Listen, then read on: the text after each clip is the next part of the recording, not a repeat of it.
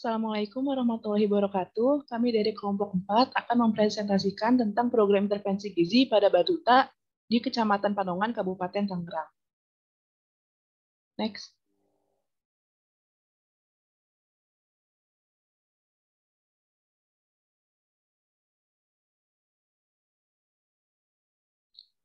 Ya, jadi Kabupaten Tangerang letak secara geografisnya Kabupaten Tangerang merupakan salah satu wilayah di Provinsi Banten, terletak di bagian timur Provinsi Banten pada koordinat 1620 sampai 1643 bujur timur dan 620 sampai 620 lintang selatan dengan luas wilayah 959.060 km. Wilayahnya itu termasuk secara administratif pada tahun 2018, Kabupaten Tangerang memiliki 29 wilayah kecamatan yang terdiri dari 274 wilayah desa dan kelurahan. Next. Untuk analisis masalah kesehatan, menurut data Puskesmas, 10 penyakit yang paling banyak terjadi di Kabupaten Tangerang adalah ISPA, hipertensi primer, gastritis, mialgia atau nyeri otot, batuk, dermatitis, laringitis, demam, faringitis, dan sakit kepala. Next. Lalu ada daftar penyakit lainnya, ada DBD, yang jumlah kasus pada tahun 2018 itu ada sebanyak 138 kasus. Dan diare terdapat sebanyak 83.549 kasus, ISPA sebanyak 12.842 kasus, dan TBC sebanyak 11.213 kasus. Next. Lalu untuk mortalitas, yang pertama ada angka kematian bayi. Penyebab terbanyak kematian bayi pada tahun 2018 itu adalah berat bayi lahir rendah atau BBLR yang disebabkan oleh KEK pada ibu hamil dan anemia, serta komplikasi hipertensi dalam kehamilan dan preeklamsi berat atau PEB pada ibu hamil. Lalu angka kematian ibu pada tahun 2018 terbanyak adalah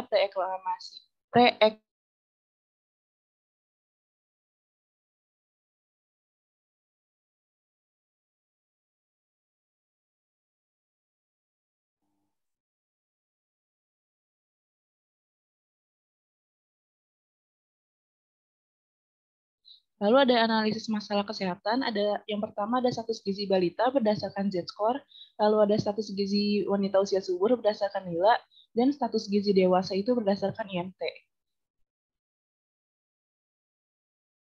Untuk status gizi balita, menurut Z-score, panjang badan menurut umur itu ada 16,22% yang sangat pendek dan pendek. Menurut panjang badan per berat badan itu ada 12,23% yang sangat kurus dan kurus, lalu ada 5,31% yang gemuk.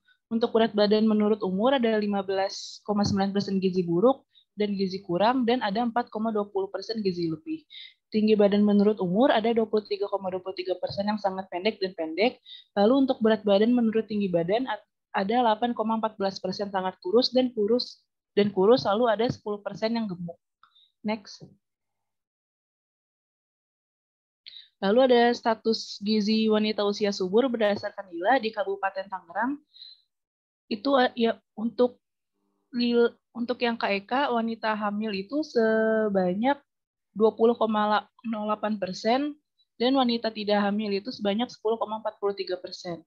Lalu untuk status gizi dewasa di Kabupaten Tangerang yang dengan status gizi kurus itu ada sebanyak 12,83%, normal sebesar 63,47%, berat badan lebih sebesar 10,10%, obesitas sebesar 13,61%. Lalu untuk yang laki-laki, lalu untuk yang perempuan kurus sebesar 7,23%, normal 47,66%, berat badan lebih 17,03%, dan obesitas sebesar 28,08%. Next.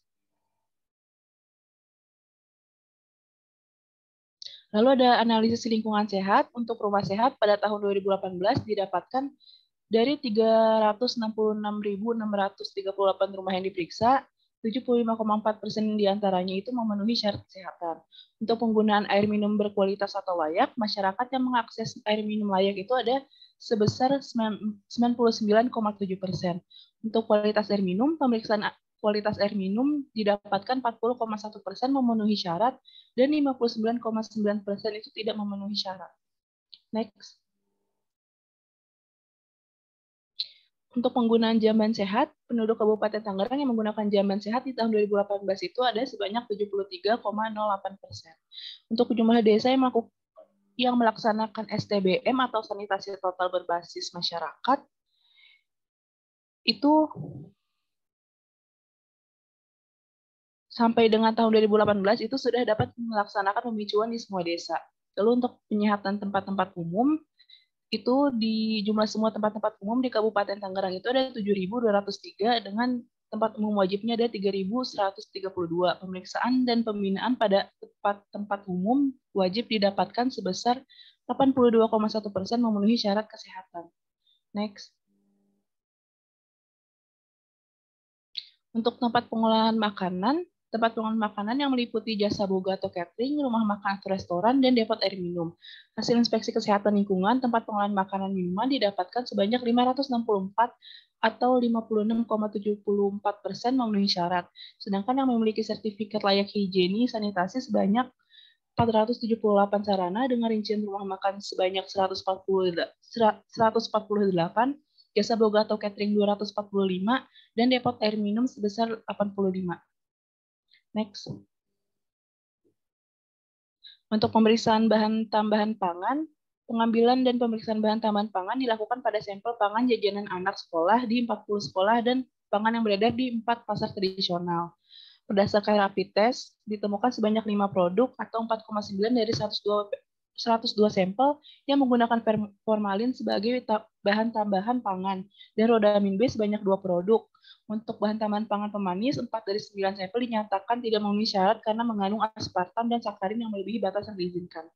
Untuk pengawet benzoat dan asam sorbat, 4 sampel dinyatakan tidak memenuhi syarat. Pada parameter pewarna tarzizin, 2 dari 3 sampel tidak memenuhi syarat. Next. Untuk analisis perilaku kesehatan, ini ada pencegahan penyakit akibat gigitan nyamuk di Kabupaten Tangerang. Untuk tidur menggunakan kelambu tanpa insektisida itu sebesar 10,4%, tidur menggunakan kelambu dengan berinsektisida itu sebesar 0,23%, tidak menggunakan kelambu dengan berinsektisida sebesar 0,3%, menggunakan rapelan atau bahan-bahan pencegah gigitan nyamuk sebesar 70,76%, menggunakan alat pembasmi nyamuk elektrik sebesar 8,41%. Next.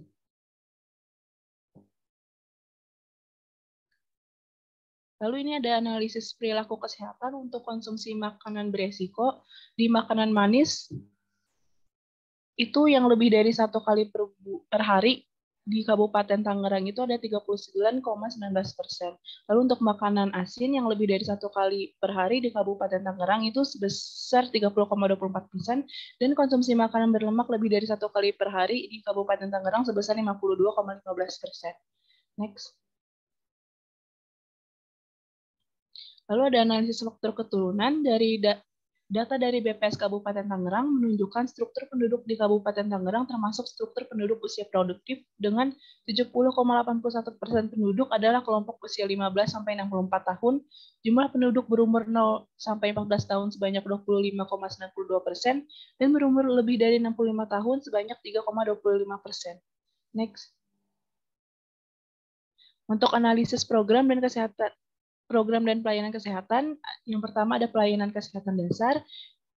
Upaya pelayanan kesehatan dasar ini bertujuan untuk memberikan pelayanan kesehatan pada masyarakat.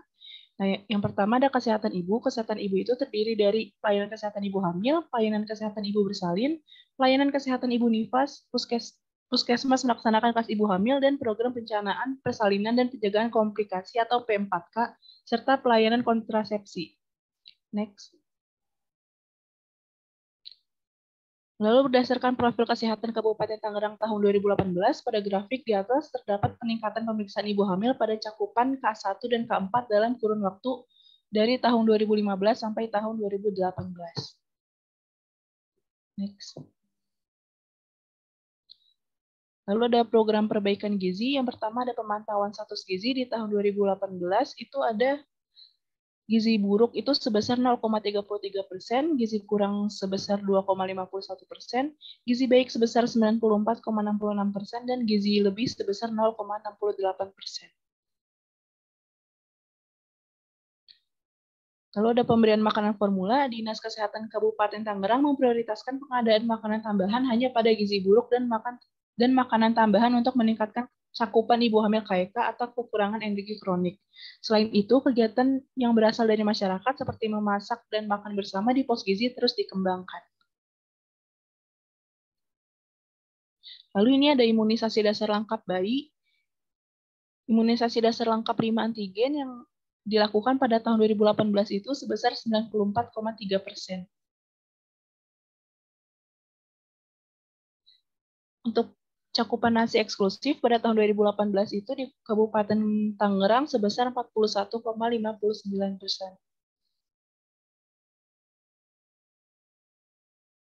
Untuk sarana pelayanan kesehatan, jumlah penyelenggaraan sarana pelayanan kesehatan yang berizin di wilayah Kabupaten Tangerang pada tahun 2018 itu, yang pertama dari rumah sakit pemerintah sebanyak 3 unit, rumah sakit swasta sebanyak 15 unit, rumah sakit ibu dan anak swasta sebanyak 2 unit, dan 2 rumah RSI menjadi rumah sakit, dan rumah sakit bersalin swasta sebanyak 1 unit, rumah bersalin sebanyak 4 unit, klinik Pratama sebanyak 355 unit, klinik utama sebanyak 24 unit, dan klinik hemodialisa sebanyak 4 unit.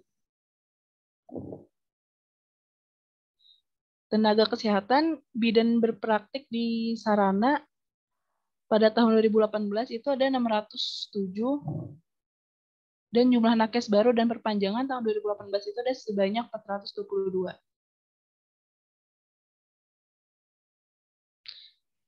Tenaga kesehatan pada tahun 2018 ada perawat sebanyak 1.399, radiografer sebanyak 74, perawat gigi sebanyak 22, refraksinis optisien sebanyak 25, terapi wicana sebanyak 16, analis sebanyak 183, fisioterapi sebanyak 70, dan rekam medis sebanyak 73.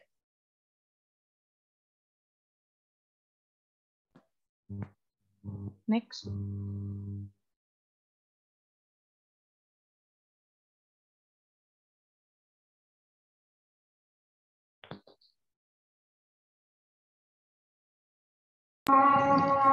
Baik, berdasarkan hasil analisis situasi, di Kabupaten Tangerang itu daftar masalahnya yang pertama itu ada ibu hamil KK dengan prevalensi 20,08%. Yang kedua itu ada obesitas pada wanita dengan prevalensi 28,08%.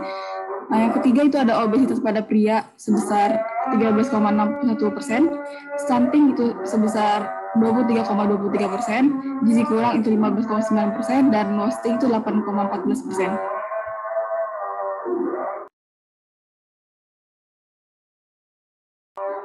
Selanjutnya di sini ada analisis partisipasi untuk masalah gizi stunting di Kabupaten Tangerang.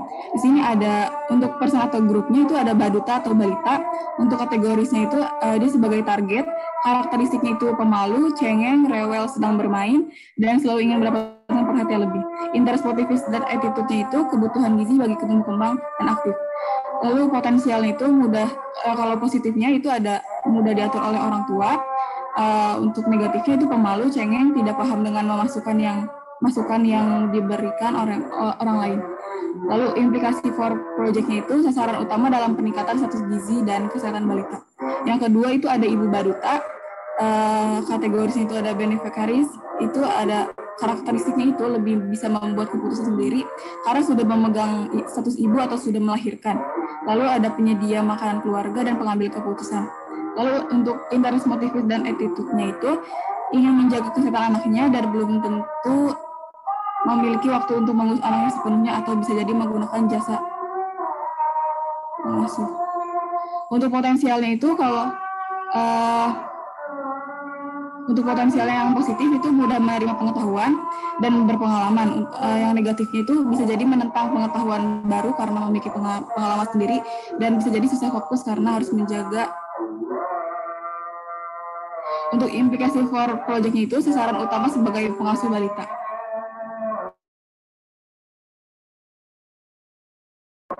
Next. Lalu di sini untuk kader dia kategorisnya itu koordinator, karakteristiknya itu mendukung kegiatan yang dilaksanakan, siap membantu, lalu mengenali penduduk setempat dan pernah terlibat mengasuh balita setempat. Untuk interest motifnya itu menginginkan kesejahteraan dan kesehatan bagi masyarakat dan ingin membantu pelayanan kesehatan.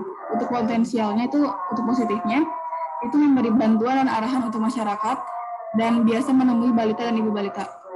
Potensial negatifnya itu dapat mempengaruhi sasaran dan kurang bisa mengawasi ibu dan balita. Implikasi for project-nya itu kader sebagai koordinator kegiatan. Lalu ada RT atau RW, kategorisnya itu support, karakteristik itu disegani dan dapat mempengaruhi ibu hamil serta ibu-ibu balita dan mengurus perizinan dan mengkoordinasi jika ada acara yang melibatkan warga. Untuk interest motifnya dan attitude-nya itu ingin manfaat terbaik bagi warga maupun daerahnya. Potensial positifnya itu dapat menyediakan kebutuhan untuk jadi program dan lalu ada dapat mempengaruhi dan mengajak ibu hamil atau ibu balita untuk ikut serta dan dapat mengkondisikan situasi pada implikasi for project-nya itu RT atau RW itu sebagai pendukung kegiatan.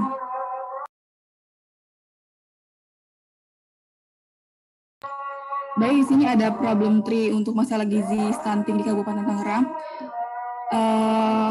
Kita ini berangkat dari faktor politik, ekonomi, dan pendidikan yang mana ketiga faktor ini akan mempengaruhi pendapatan keluarga. Nah, sehingga pendapatan keluarga ini akan mempengaruhi keempat faktor. Yang pertama itu ada kurangnya pengetahuan ibu atau pengasuh tentang gizi balita. Yang kedua itu kurangnya akses keluarga terhadap makanan. Yang ketiga itu kurangnya pengetahuan keluarga tentang hygiene sanitasi. Dan yang keempat itu kurangnya ketersediaan vaskes atau akses keluarga kepada vaskes. Untuk faktor yang pertama yaitu ada kurangnya pengetahuan ibu atau pengasuh tentang gizi balita, itu akan mempengaruhi kedua faktor, yaitu yang pertama itu kurangnya balita yang mengonsumsi PFT dan kurangnya konsumsi makanan beragam pada balita, yang mana kedua faktor ini akan mempengaruhi kepada kurangnya asupan balita yang cukup dan seimbang. Nah, kurangnya asupan balita yang cukup dan seimbang ini menjadi penyebab langsung terjadi tingginya prevalensi stunting. Lalu untuk faktor yang kedua, yaitu ada kurangnya akses keluarga terhadap makanan, ini akan mempengaruhi kurangnya konsumsi makanan beragam pada balita, yang nantinya akan mempengaruhi pula pada kurangnya asupan balita yang cukup dan seimbang, yang mana kurangnya asupan pada balita ini akan mempengaruhi tingginya prevalensi stunting. Lalu faktor yang ketiga itu kurangnya pengetahuan keluarga tentang hygiene sanitasi, itu akan mempengaruhi pada kurangnya hygiene dan sanitasi yang baik dan nantinya akan mempengaruhi tingginya penyakit infeksi dan faktor tingginya penyakit infeksi ini akan mempengaruhi tingginya prevalensi stunting. Lalu faktor yang keempat itu ada kurangnya ketersediaan vaskes atau akses keluarga kepada vaskes, itu akan mempengaruhi pada kurangnya balita yang dilakukan pemantauan kesehatan yang nantinya akan mempengaruhi kepada tingginya penyakit infeksi. Nah yang nantinya juga faktor tingginya penyakit infeksi ini akan mempengaruhi tingginya prevalensi stunting. Untuk faktor secara langsung dan yang pertama itu ada asupan balita yang cukup dan seimbang, itu akan mempengaruhi pada tingginya penyakit infeksi. Jadi semakin kurangnya asupan pada balita, yaitu akan meningkatkan tingginya penyakit infeksi atau bahkan terjadi penyakit infeksi pada balita. Lalu tingginya penyakit infeksi ini juga mempengaruhi pada kurangnya asupan balita yang cukup dan seimbang. Nah, yang kedua faktor secara langsung ini akan mempengaruhi tingginya prevalensi stunting yang ada di Kabupaten Tangerang. Next. Lalu di sini ada objective 3 untuk masalah gizi stunting di Kabupaten Tangerang. Di sini ada dua faktor. Yang pertama itu ada meningkatkan pengetahuan ibu atau pengasuh tentang gizi balita, dan yang kedua itu ada meningkatkan pengetahuan keluarga tentang hygiene dan sanitasi. Yang faktor pertama itu meningkatkan pengetahuan ibu atau pengasuh tentang gizi balita itu akan mempengaruhi meningkatnya PMBA yang baik pada balita, dan yang nantinya juga akan mempengaruhi meningkatnya asupan balita yang cukup dan seimbang. Nah, faktor meningkatnya asupan balita yang cukup dan seimbang ini akan merujuk pada menurunkan prevalensi stunting. Dan faktor yang kedua itu ada meningkatkan pengetahuan keluarga tentang hygiene dan sanitasi, itu akan mempengaruhi pada meningkatkan hygiene dan sanitasi yang baik, yang mana nanti akan mempengaruhi menurunkan kejadian penyakit infeksi. Dan dan menurunkan kejadian penyakit infeksi ini akan merujuk pada menurunkan prevalensi stunting di Kabupaten Tangerang. Baik, di sini ada penyebab masalahnya. Keseluruhan masalah gizi didasari oleh faktor politik, ekonomi, dan pendidikan yang berada dalam negara asal. Politik dan perekonomian negara dapat berdampak pada jumlah pendapat seseorang, sementara pendidikan itu menentukan kemudahan seseorang untuk mencari kerja. Next. Nah, dalam keluarga dengan tingkat pendidikan yang rendah, itu akan mengalami rendahnya akses secara ekonomi pada makanan dan fasilitas kesehatan. Rendahnya pendapatan keluarga juga itu akan menyebabkan kurangnya terpapar media informasi yang dapat mengedukasi terkait gizi dan hygiene sanitasi. Next. Nah, di Kabupaten Tangerang ini, cakupan pelayanan kesehatan untuk bayi dan balita itu belum mencapai 100%. Sebanyak 26,92% itu masyarakat belum menggunakan jamban sehat dan 59,9% air minum itu tidak memenuhi syarat. Pelayanan kesehatan yang tidak menyeluruh dan hygiene serta sanitasi yang buruk dapat menyebabkan tingginya penyakit infeksi dan dibuktikan dengan tingginya kasus diare pada balita, yaitu sebanyak 42.000 kasus pada tahun 2018.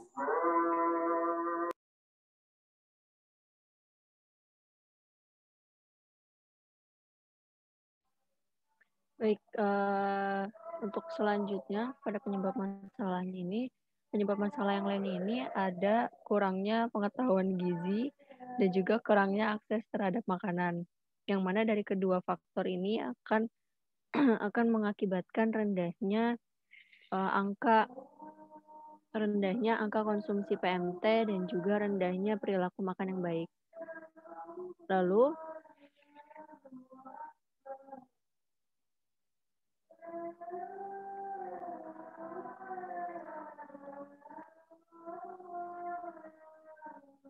hal itu dapat dibuktikan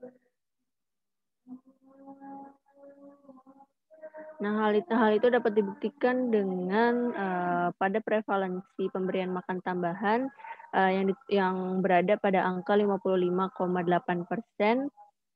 Balita tidak menghabiskan PMT serta perilaku konsumsi makanannya itu serta perilaku konsumsi makan beresiko masih tinggi. Lalu ada juga cakupan ASI eksklusif juga mengalami penurunan yang mana dapat menyebabkan kurangnya asupan balita yang cukup yang menyebabkan kurangnya asupan balita yang cukup dan seimbang.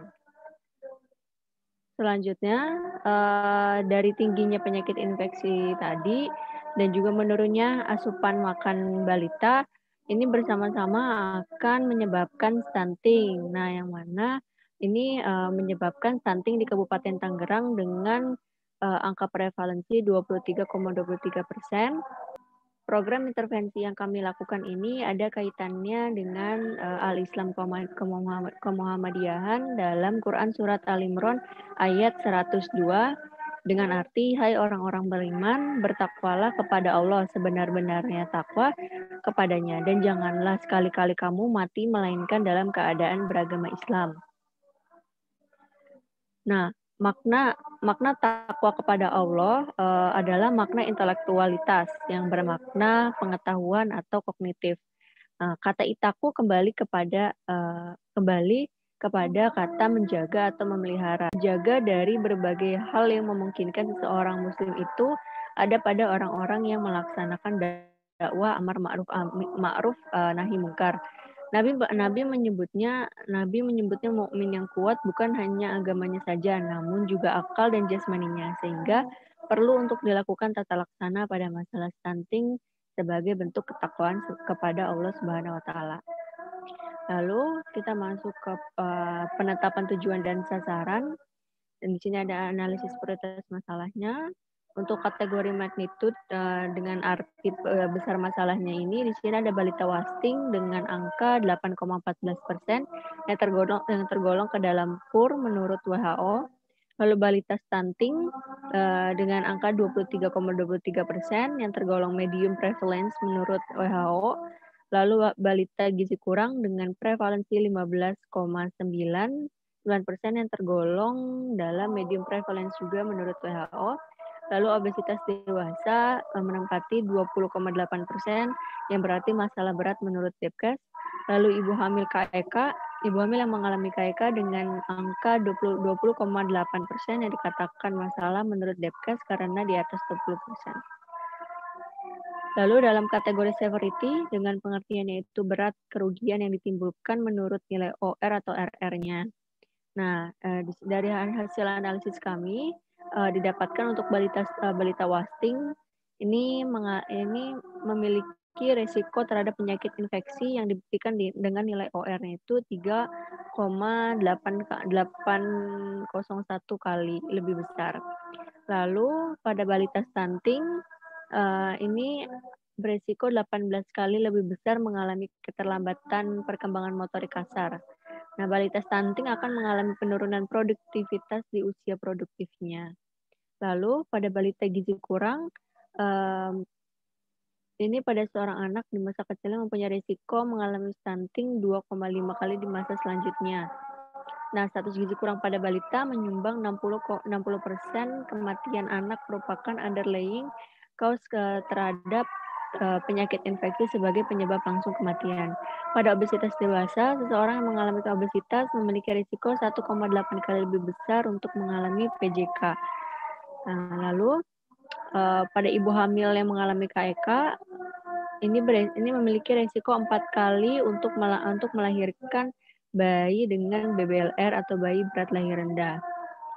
Untuk vulnerability-nya dengan arti ketersediaan sumber dayanya, yang mana dari hasil analisis kami, sumber daya tenaga, alat, tempat, waktu, ataupun vaskes seluruhnya tersedia untuk menanggulangi kelima masalah. Lalu kita masuk ke community and policy concern. Ini berarti kepedulian masyarakat dan juga politik. Pada balita wasting ini, Kementerian Kesehatan RI memiliki strategi dalam menurunkan prevalensi wasting pada balita, yaitu dengan memberikan intervensi gizi berupa formula ready to use, therapeutic food atau RUTF, dan penanganan masalah tersebut dilaksanakan di puskesmas. Pada balita stunting, Kementerian Kesehatan telah menyusun strategi nasional dalam menurunkan stunting. Nah, strateginya ini ada intervensi gizi spesifik atau langsung yang menyasar pada anak, yakni untuk anak dalam 1000 hari pertama kelahiran. Upaya yang dilakukan diantaranya pemberian obat atau makanan untuk ibu hamil atau bayi berusia 0 sampai 23 bulan. Juga intervensi gizi sensitif yang dilakukan melalui berbagai kegiatan pembangunan di luar sektor kesehatan, yang antara lain itu ada penyediaan air bersih, sanitasi, pendidikan gizi, dan ketahanan pangan dan gizi. Lalu pada balita gizi kurang, kegiatan pemantauan status gizinya itu secara aktif dilaksanakan oleh petugas gizi di puskesmas yang dilakukan setahun 2 kali. Prevalensi gizi kurang pada tahun 2018 mengalami penurunan dibandingkan tahun 2017. Nah, keadaan ini menunjukkan adanya komitmen dalam menanggulangi masalah gizi kurang di Kabupaten Tangerang. Pada obesitas dewasa, kebijakan pemerintah terhadap obesitas yaitu dengan digalakannya program Germas, yaitu Gerakan Masyarakat Hidup Sehat, yang bertujuan mendorong masyarakat untuk berperilaku hidup sehat dimulai dari diri sendiri, keluarga, dan lingkungan kita. Selain itu, terdapat Hari Obesitas Sedunia yang diperingati tiap tahunnya setiap tanggal 11 Oktober. Pada ibu hamil yang mengalami KEK, ini mendapat perhatian instan dari puskesmas karena memiliki protokol harus yang segera ditangani jika ditemukan. Saat ibu hamil KEK terdeteksi, maka akan segera diberikan penyuluhan dan intervensi berupa pemberian PMT untuk ibu hamil. Lalu yang terakhir ada affordability, yaitu berarti ketersediaan dana. Dengan hasil analisa kami itu, pada balita wasting, stunting, dan gizi kurang, alokasi dana untuk pelaksanaan promotif dan preventif kesehatan bayi dan balita menurut rencana kerja anggaran Satuan Kerja Perangkat Daerah tahun 2020 adalah sebanyak 146 juta. Lalu pada ibu hamil yang mengalami KEK, Alokasi dana untuk pelaksanaan promotif dan preventif kesehatan ibu hamil dan ibu bersalin menurut Rencana Kerja Anggaran Satuan Kerja Perangkat Daerah tahun 2020 adalah sebanyak 434 juta. Lalu pada obesitas dewasa, alokasi dana untuk pembinaan kesehatan raga dan jasmani menurut Rencana Kerja Anggaran Satuan Kerja Perangkat Daerah tahun 2020 adalah sebanyak 150 juta.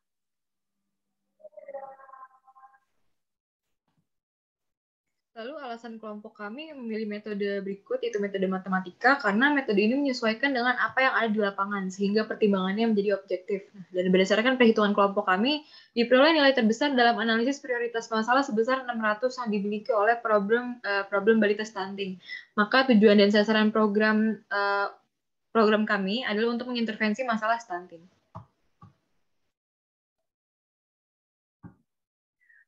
Lalu, alternatif program intervensi yang kami miliki pertama ada edukasi online atau webinar dengan sasaran balita, ibu atau pengasuh balita, ibu hamil, dan wanita usia subur yang bertujuan untuk meningkatkan pengetahuan ibu atau pengasuh balita terhadap gizi yang tepat untuk balita. Dan deskripsi kegiatannya itu adalah pemaparan materi dengan PPT melalui aplikasi Zoom dengan materi seputar kebutuhan gizi balita, pentingnya pemantauan pertumbuhan anak, serta pentingnya menjaga kebersihan untuk kesehatan balita.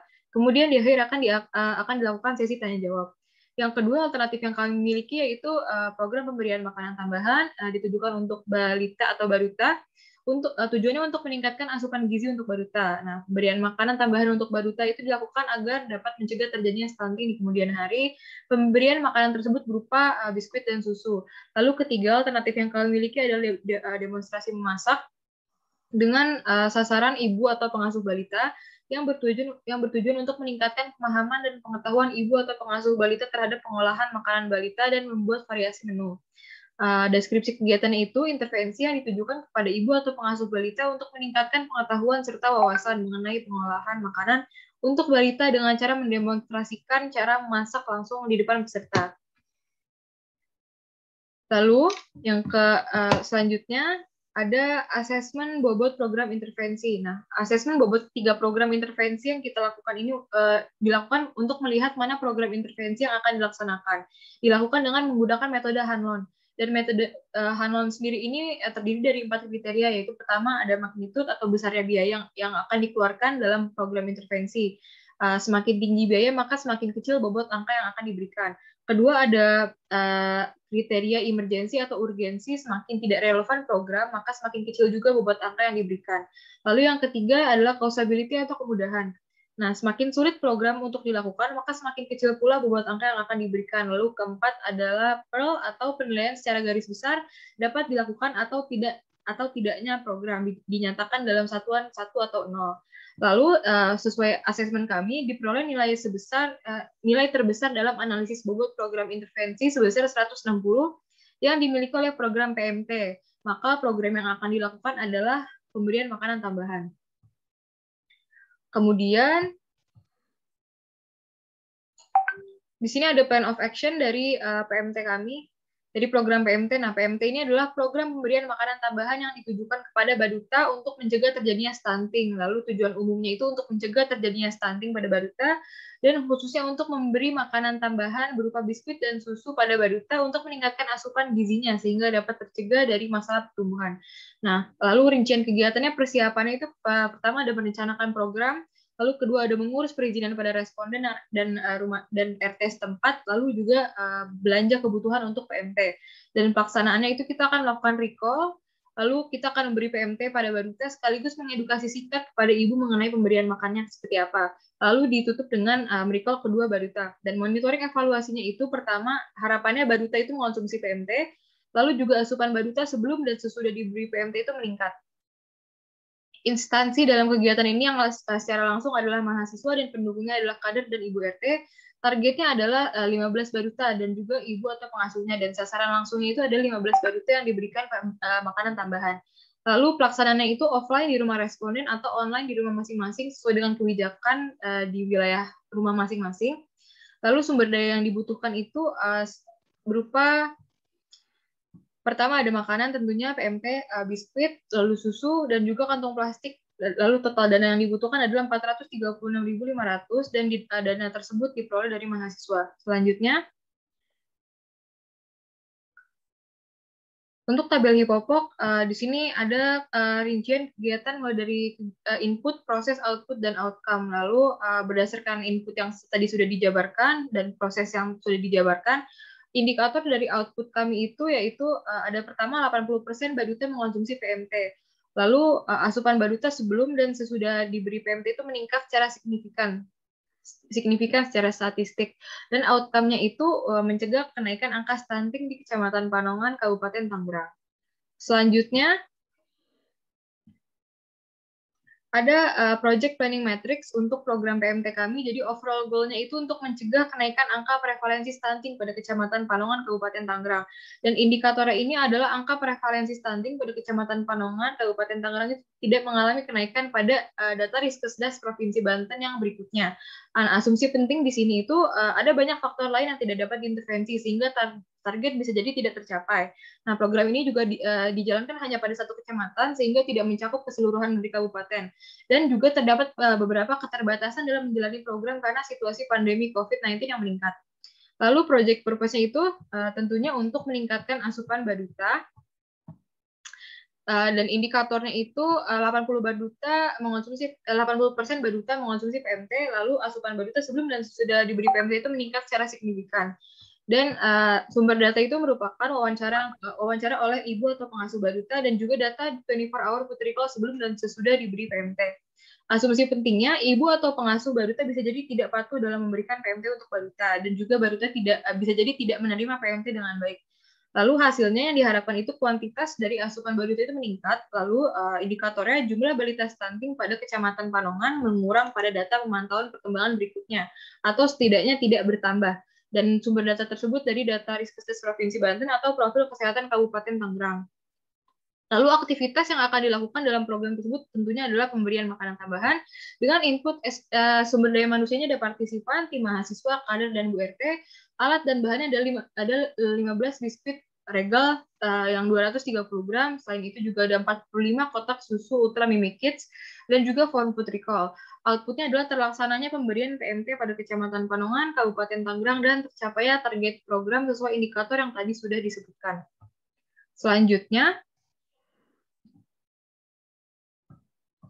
rangkaian intervensi kami itu dimulai dari recall dahulu sebelum PMT, lalu dilanjutkan dengan PMT, lalu setelah itu di-recall lagi setelah diberi PMT. Nah, untuk melihat keberhasilan program, tadi sudah disebut ada 2 indikator, yaitu 80% Baduta mengkonsumsi PMT, dan yang kedua itu ada peningkatan asupan Baduta sebelum dan sesudah PMT. Nah, di sini adalah hasil recall kami.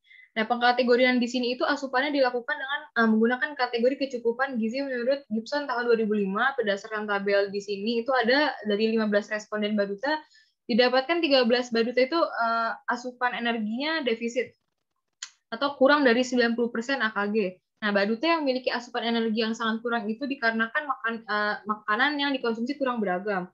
Selain itu juga disebabkan karena porsi yang diberikan ibu itu terkadang habis atau hanya sedikit berdasarkan wawancara yang telah kami lakukan. Sementara untuk zat gizi makro terlihat Baduta mayoritas itu tidak gemar mengonsumsi makanan dan sumber karbohidrat. Nah, jadi kebanyakan Baduta itu hanya menghabiskan lauk tapi nggak menghabiskan makanan pokoknya. Hal tersebut membuat kami menjadi semakin yakin untuk memberi PMT berupa biskuit dan susu yang kaya akan karbohidrat agar asupan Baduta itu dapat ditingkatkan dan terhindar dari stunting. Lalu selanjutnya,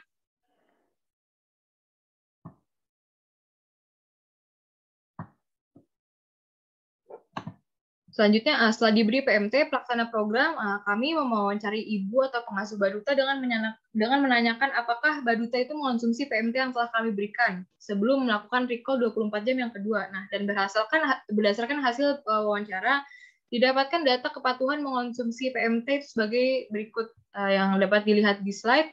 Sebanyak 13 Baduta mengonsumsi PMT program yang telah diberikan berupa biskuit Regal Mari dan juga susu Ultra Mimi Kids.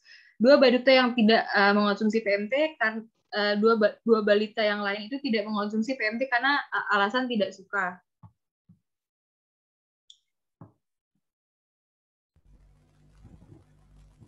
Selanjutnya, ada asupan Baduta setelah PMT. Berdasarkan tabel, dari 15 responden Baduta didapatkan sebanyak 12 Baduta atau 80,7% kini memiliki asupan energi yang berkategori cukup atau asupan 90% hingga 119% dari AKG. Jika dilihat secara kasar, Baduta mengalami peningkatan asupan dari sebelum diberi PMT. Hal ini diduga karena pelaksana program menitipkan pada ibu atau pengasuh Baduta untuk memberi PMT bukan sebagai pengganti makan utama Baduta, melainkan ditambahkan sebagai selingan dalam asupan seharian dari Baduta tersebut, sehingga penambahan makanan yang berbarengan dengan makan sehari-hari dapat meningkatkan tingkat asupannya. Next.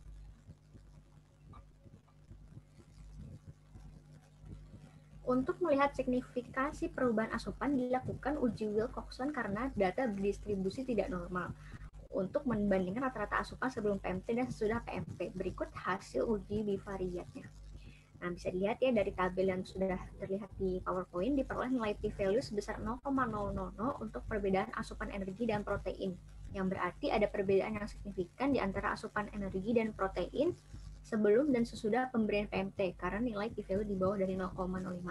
Sementara untuk asupan lemak diperoleh p-value sebanyak 0,063 dan untuk asupan karbohidrat diperoleh p-value sebesar 0,317 yang berarti tidak ada perbedaan yang signifikan di antara asupan energi dan protein sebelum dan sesudah pemberian PMT karena nilai p-value-nya lebih dari 0,05. Penyebab dari tidak signifikannya asupan karbohidrat yang merupakan perhitungan sistematis oleh SPSS diduga karena jumlah kebutuhan karbohidrat lebih besar dari kebutuhan zat gizi makro lainnya, sehingga bisa jadi Baduta kesulitan untuk memenuhi kebutuhan karbohidratnya.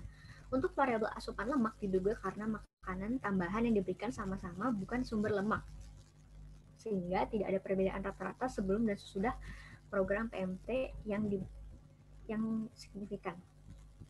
Next. Selanjutnya kita masuk ke kesimpulan. Kabupaten Tangerang merupakan salah satu wilayah di Provinsi Banten. Menurut data Puskesmas, 10 penyakit yang paling banyak terjadi di Kabupaten Tangerang adalah ISPA, hipertensi primer, gastritis, mialgia, batuk, dermatitis, laringitis, demam, faringitis, dan sakit kepala. Penyebab terbanyak kematian bayi pada tahun 2018 adalah karena BBRR.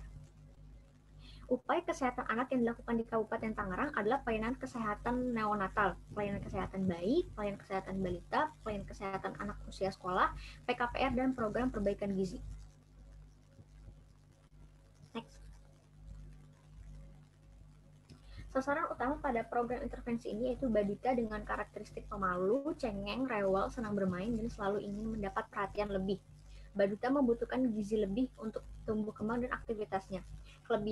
Kelebihan Baduta sebagai partisipan di program ini yaitu mudah diatur oleh orang tua, dan kelemahannya itu pemalu, cengeng, nggak paham dengan masukan yang diberikan orang lain. Karena Baduta merupakan partisipan yang aktif, maka disertakan juga Ibu Baduta sebagai sasaran utama yang akan aktif menemani Baduta selama program berlangsung. Next. Prioritas masalah yang ada di Kabupaten Tangerang ini adalah stunting dengan prevalensi 23,23%. Prevalensi ini tergolong medium prevalence menurut WHO. Anak yang mengalami stunting berisiko 18 kali lebih besar mengalami keterlambatan perkembangan motorik kasar. Intervensi gizi sensitif yang dilakukan oleh pemerintah melalui berbagai kegiatan pembangunan di luar sektor kesehatan antara lain penyediaan air bersih atau sanitasi, pendidikan gizi, dan ketahanan pangan dan gizi. Alokasi dana untuk pelaksanaan promotif dan preventif kesehatan bayi dan balita menurut rencana kerja anggaran Satuan Kerja Perangkat Daerah tahun 2020 adalah sebanyak 146 juta, lebih rendah jika dibandingkan dengan dana untuk masalah kesehatan lain. Next. Keseluruhan masalah gizi didasari oleh faktor politik, ekonomi, dan pendidikan yang berada dalam negara asal. Di Kabupaten Tangerang, cakupan pelayanan kesehatan untuk bayi dan balita belum mencapai 100%. Pengetahuan gizi yang kurang baik serta kurangnya akses keluarga terhadap makanan juga menyebabkan rendahnya angka konsumsi PMT serta perilaku makan yang baik. Tingginya penyakit infeksi dan kurangnya asupan balita bersama akan menyebabkan stunting yang saat ini di Kabupaten Tangerang prevalensinya adalah sebesar 23,23%. Next.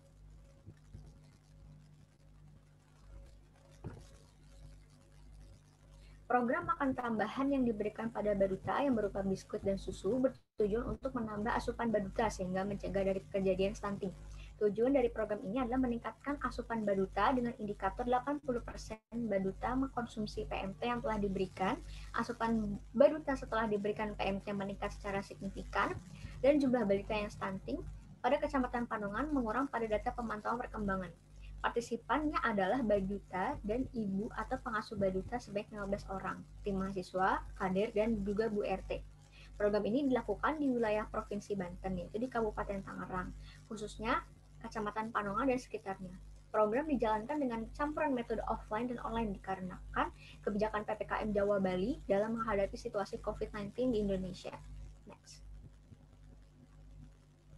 Program ini mulai direncanakan dari bulan Mei hingga Juli 2021 dan dilaksanakan pada tanggal 15 Juli hingga 19 Juli 2021. Alat bahannya yaitu 15 biskuit regal 230 gram, 45 kotak susu Ultra Mini Kids, dan Form Food Recall. Output dari program ini adalah terlaksananya pemberian PMT pada Kecamatan Panongan dan tercapainya target program sesuai dari indikator. Dari program PMT yang telah dilakukan, diketahui 86,7% baduta mengkonsumsi PMT yang telah diberikan dan ada perbedaan yang signifikan antara asupan energi dan protein baduta sebelum dan sesudah pemberian PMT, sehingga dapat disimpulkan bahwa program telah berhasil dilaksanakan serta tujuan-tujuan dari program telah tercapai.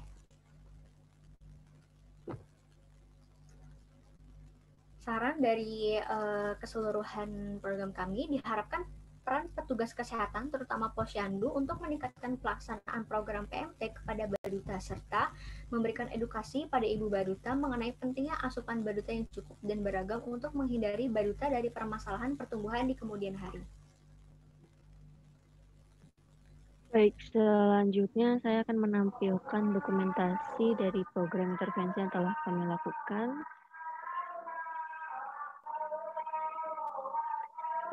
Pada lampiran pertama, di sini ada perizinannya. Ini merupakan bukti screenshot di mana kami meminta ketersediaan daripada para responden kami untuk dapat mengikuti program intervensinya. Lalu ada dokumentasi pada saat kami sedang belanja untuk pemberian untuk PMT-nya. Nah, ini untuk ini pada saat kami belanja, lalu yang ini tuh pada saat kami memberikan PMT-nya yang langsung. Lalu yang ini secara online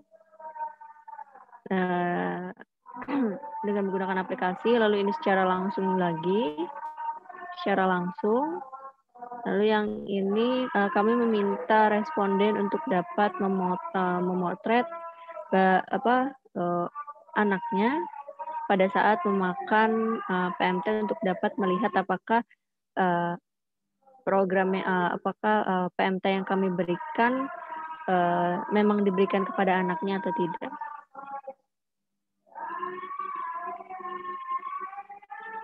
Lalu di sini ada dokumentasi recall. Ini udah gabungan recall pertama dan juga recall kedua, yaitu recall sebelum dan juga recall sesudahnya. Ya, sekian. Saya kembalikan ke Nisrina. Ya, silakan ditutup.